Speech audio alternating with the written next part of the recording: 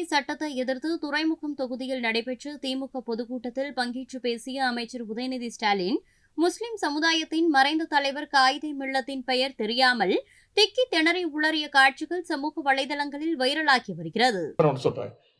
மறைந்த பெரியவர் திரு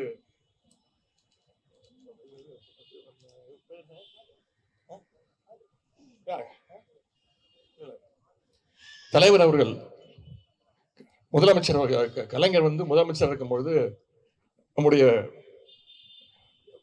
முஸ்லிம் தலைவர் காயிதே மில்லத் அவர் உடம்பு சரியில்லாமல் இருந்தார்.